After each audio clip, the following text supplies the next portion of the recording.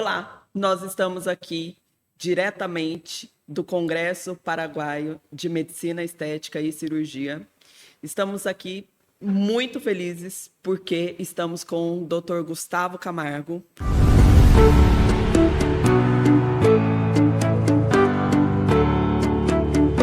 Olá, doutor. Seja Olá. muito bem-vindo. Dr. Gustavo Camargo, ele atua no campo de cirurgias e atua num tema que a gente vai gostar muito de falar, que é uma harmonização na área de coxa e harmonização glútea.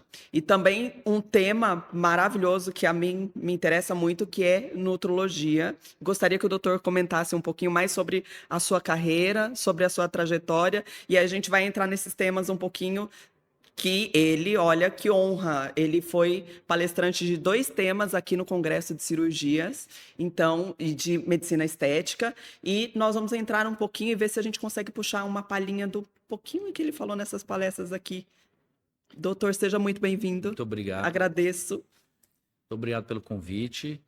Realmente eu estou muito feliz de estar aqui no Paraguai, encontrando colegas inclusive de outros eventos e poder palestrar, poder aprender e falar de uma coisa que eu gosto bastante. São os temas que inclusive eu falei, que é o binômio da nutrologia na medicina estética e também dos tratamentos que vão atuar na coxa, que é uma região geralmente que incomoda muito as mulheres.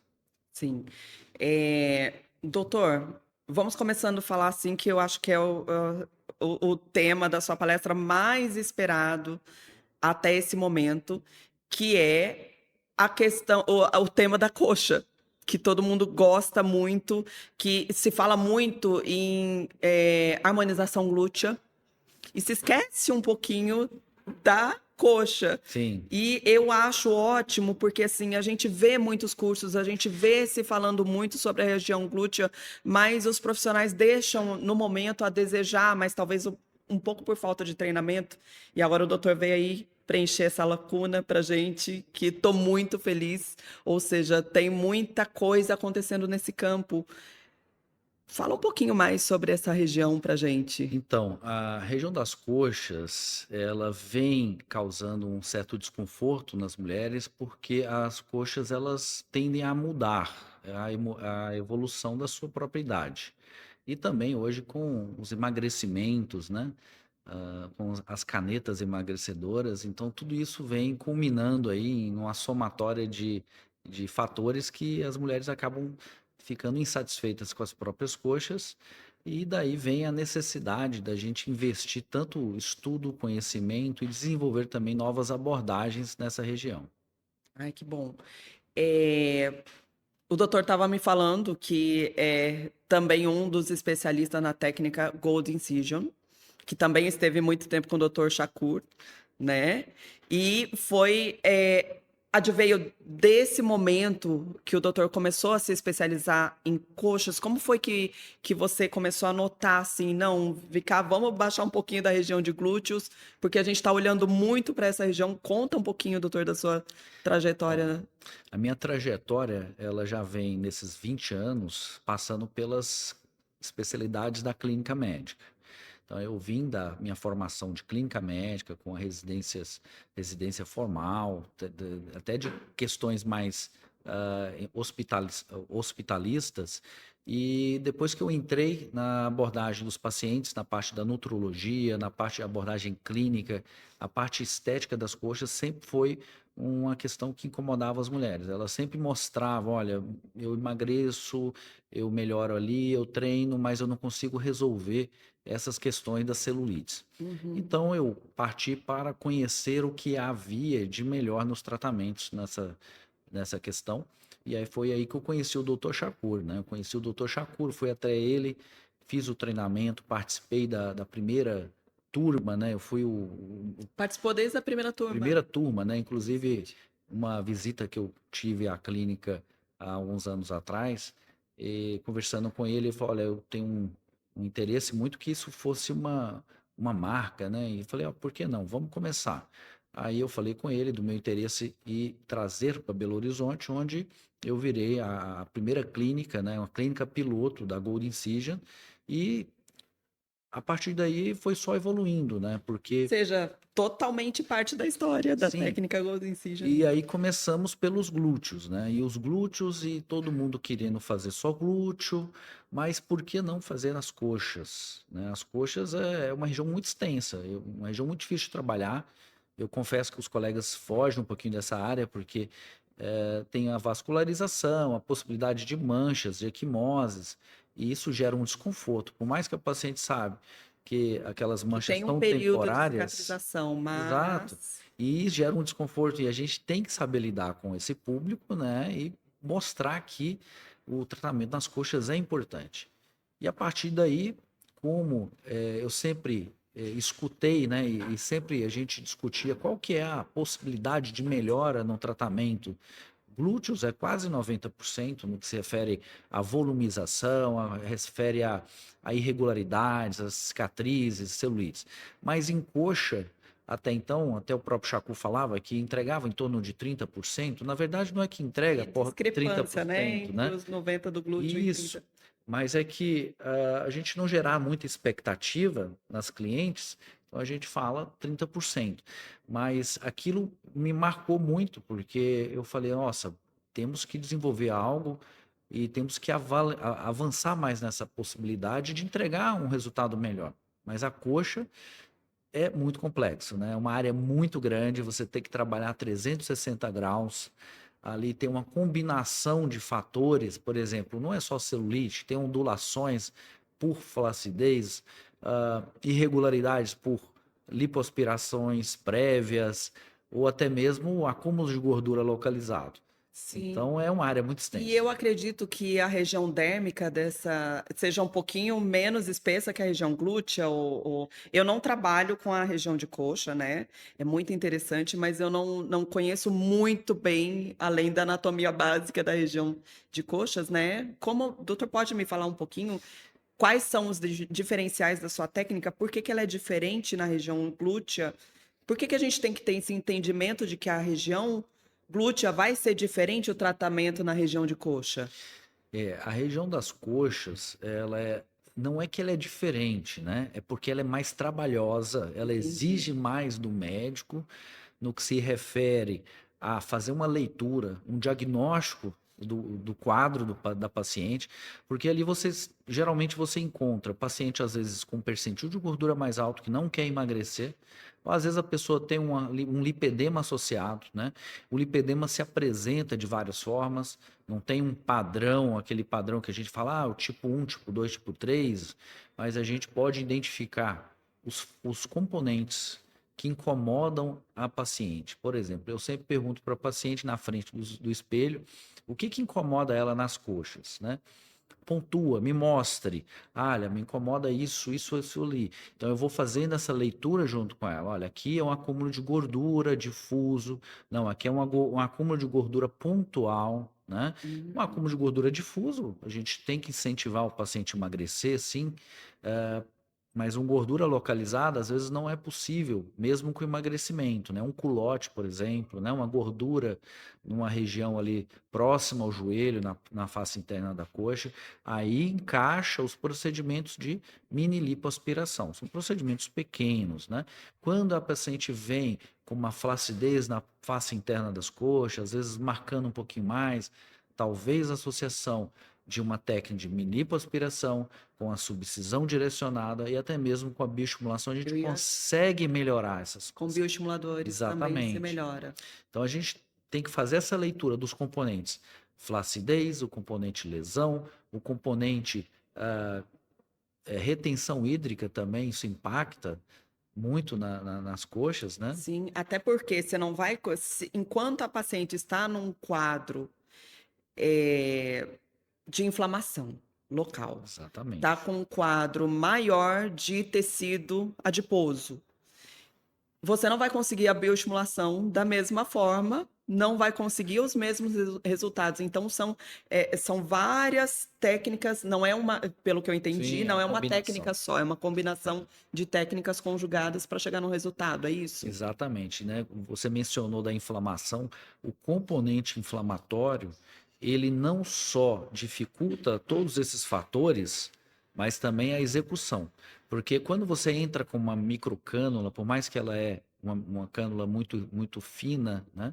Você gera um desconforto na paciente. Então, Uhum. é um procedimento que pode ficar mais doloroso. Então a gente tem que, eu procuro muito fazer esses procedimentos que sejam um momento de tranquilidade. Eu priorizo que ele seja minimamente invasivo, ambulatorial e que não seja uma tortura. Então, por isso, esse componente inflamatório também é interessante atuar previamente, melhorando essa condição. Perfeito. E o inflamatório ainda tem uma característica. A paciente geralmente são pacientes com as coxas retidas. Essas coxas retidas, elas tendem a sangrar mais.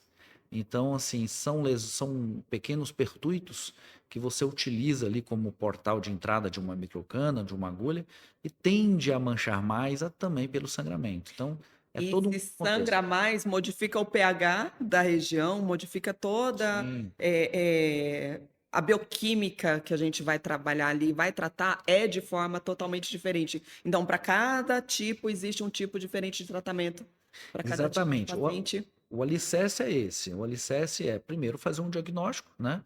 Pontuar essas lesões, ver quais técnicas eu vou utilizar, elaborar um cronograma onde eu vou atuar o máximo possível nessas coxas, porque usando um bioestimulador 360 graus, eu vou estruturar melhor esse tecido.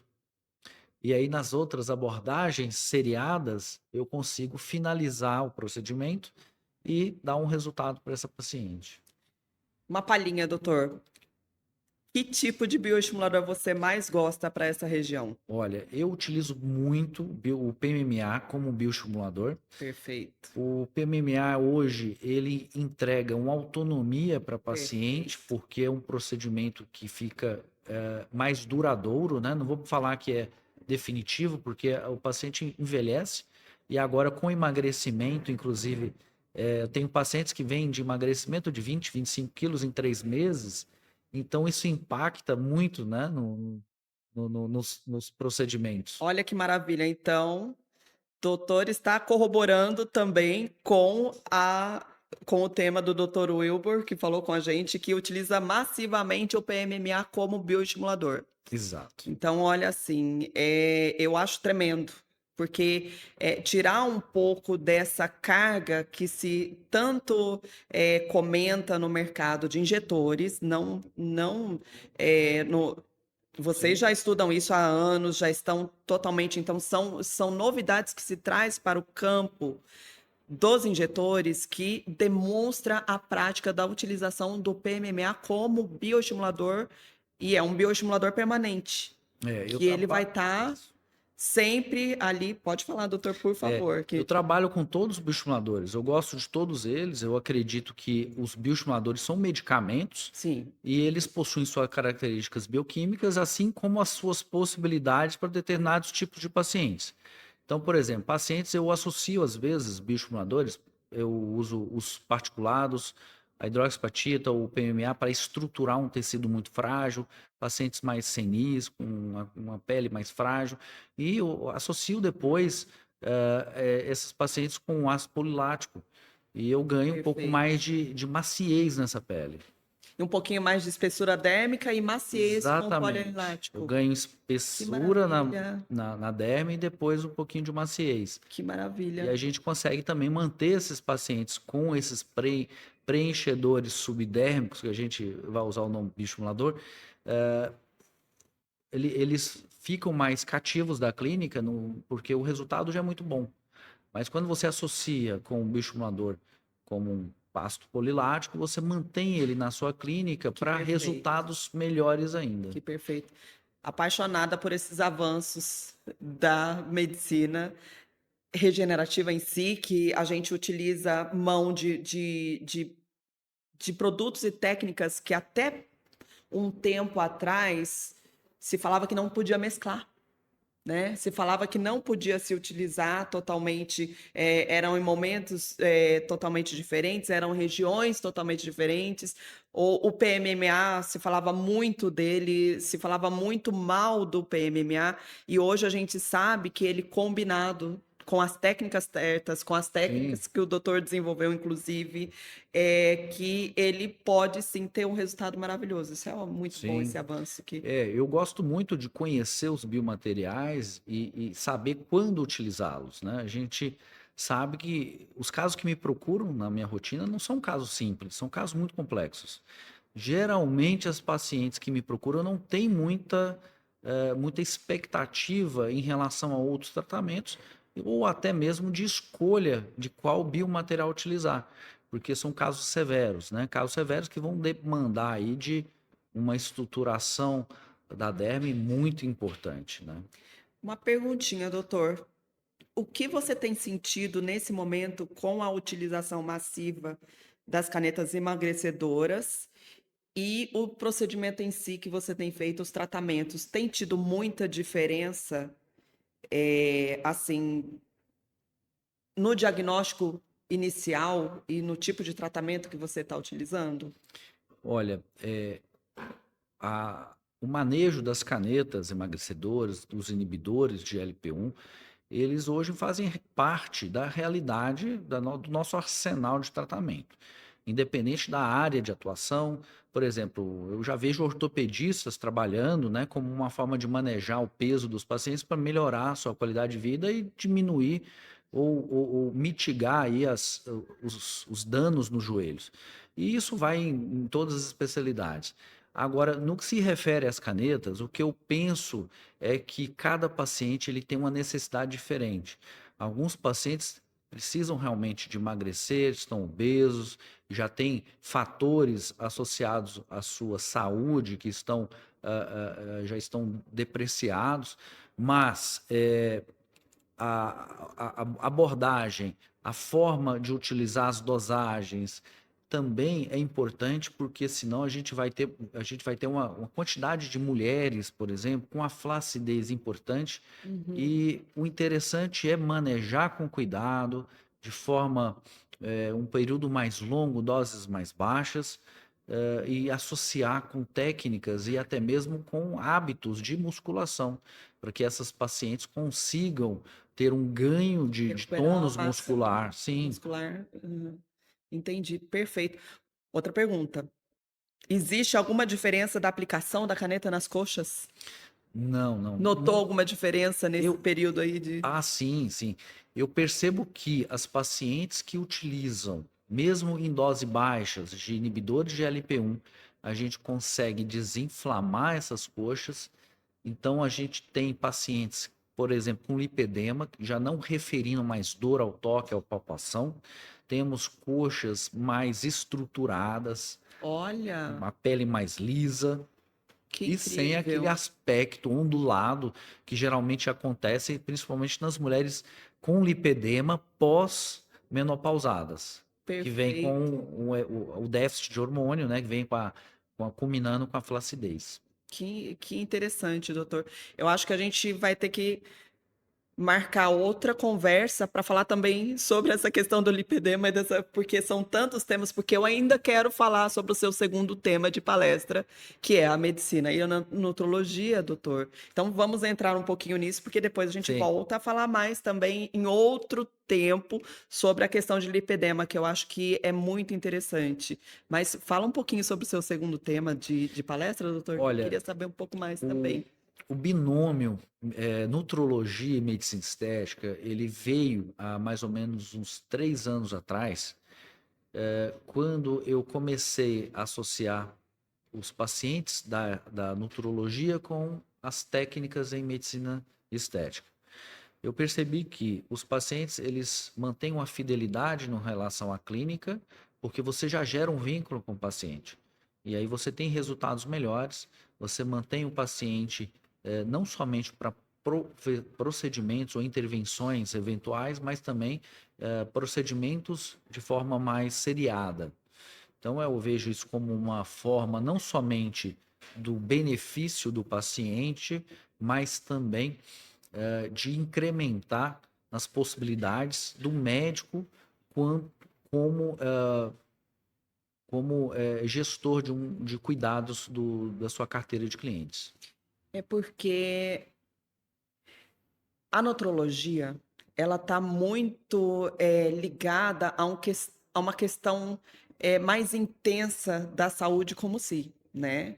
Então, a gente percebe que esse binômio que o doutor está referindo tanto na palestra, que ele vai aumentar um pouco mais as possibilidades que se pode tratar com a saúde do paciente através de nutrição, através da qualidade de vida que ele está que ele está necessitando nesse momento, não é? Sim. Inclusive, assim, no início da minha formação médica, no início que eu falo assim da formação de residência médica, eu fui treinado para fazer o manejo e o cuidado, gerenciar o cuidado do paciente. Então eu peguei essa ideia, né, essa ferramenta clínica e trouxe para a nutrologia associado com a estética, porque os pacientes, quem não quer emagrecer, né? Quem não quer emagrecer, Quem quem não não quer quer. estar forte, ah, E quem não quer emagrecer com saúde, com porque saúde. até então o que se falava muito é que todo emagrecimento se perdia não somente tecido adiposo, não somente gordura, mas saúde também. E a gente quer, e as pessoas, nós queremos emagrecer para ter mais saúde. E era um contrassenso, né? Que se emagrecia de Exato. formas tão diferentes, com medicações que eram mais antigas, com técnicas mais antigas, né? E eu vejo o seguinte também, o mercado hoje ele está muito agressivo, né?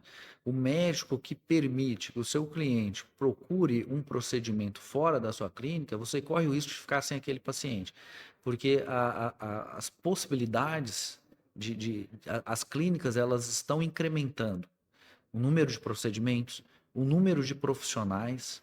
Então, eu acredito que um médico ele não precisa de saber fazer todos os procedimentos, todos os tratamentos, mas ele, como dono de uma clínica, ele tem que saber gerenciar os cuidados desses pacientes para que ele mantenha, não é falando só da questão econômica, mas quando você fragmenta o cuidado do paciente, o paciente acaba que a gente já vê muito isso acontecendo, né? O paciente consulta com um cardiologista, com um ortopedista, com um endócrino. Quando você vê, o paciente está tomando duas medicações diferentes, de princípio ativo diferente, mas com o mesmo objetivo. E também isso pode acontecer na medicina estética. Você pode ver paciente fazendo um procedimento associado com outro que não faz muito sentido, né? A gente vê muito isso. Às vezes o paciente tem procedimentos que você consegue empilhar, consegue ter um resultado eh, ampliado, né? Mas às vezes o paciente ele acaba gastando um recurso numa coisa que é muito pouco efetiva com um procedimento que ele poderia estar realizando. Perfeito, perfeito. E casa muito com a questão que a gente falou, que às vezes o paciente nos procura por uma questão estética, mas esse paciente está doente, ele está inflamado, então Sim, não tem como você entrar na estética antes da saúde. Lógico, a estética faz parte, na minha concepção, nós somos atuantes dessa área, a estética sim. faz parte da questão também psicológica e de saúde desse paciente, mas, por exemplo, se ele está inflamado, se ele está doente, nós temos que tratar antes para ter um melhor resultado estético, inclusive, né? É, eu acredito que também por sermos médicos, a gente ter esse compromisso com o paciente, mesmo que ele não queira, que ele não saiba do que a gente esteja fazendo nos bastidores, que é melhorando, otimizando a saúde dele, nos diferencia também de outros profissionais que não têm Pois esse é, olhar de forma mais profunda, tem que ter um essa olhar mais profundo. responsabilidade, não somente com a segurança da execução dos procedimentos, mas também com o domínio do que está sendo feito de fato. Isso é um diferencial que a gente tem que manter isso. Perfeito. Doutor, nós vamos deixar as suas redes sociais disponíveis aqui. O doutor dá cursos também. Exato. ensina também, além de palestrante, né? Nós vamos deixar as redes sociais para quem tiver mais interesse. Eu acho muito importante para saberem um pouco mais do que a gente está falando também, dos procedimentos que o doutor realiza. E, doutor, foi um prazer imenso. Muito Eu obrigado. espero que nós venhamos a conversar muito mais. Eu quero depois entrar na questão do lipedema, mas é para um tema para um outro podcast, para uma Sim. outra conversação, porque aí a gente vai muito adiante. Eu sei que o doutor tem palestras ainda por apresentar aqui. E, doutor, eu desejo muito sucesso. Agradeço pela confiança, por estar passando tantas novidades para a gente. E eu vou estar assistindo suas palestras e quero aprender muito mais. E, se Deus quiser, vamos estar em cursos. Quero fazer seus cursos também, porque são técnicas maravilhosas. Muito obrigada, Eu doutor, pela agradeço sua demais, presença. tá? E assim, eu vou deixar também aqui a minha rede social, que é o DR, é o Instagram, Sim. DR, tudo junto, Gustavo Camargo, só para acompanhar um pouquinho do meu trabalho. Por favor, vamos acompanhar sim. Façam suas perguntas, que de repente no próximo podcast que nós tivermos com o doutor, nós vamos trazer todas as suas perguntas aqui. Muito obrigada.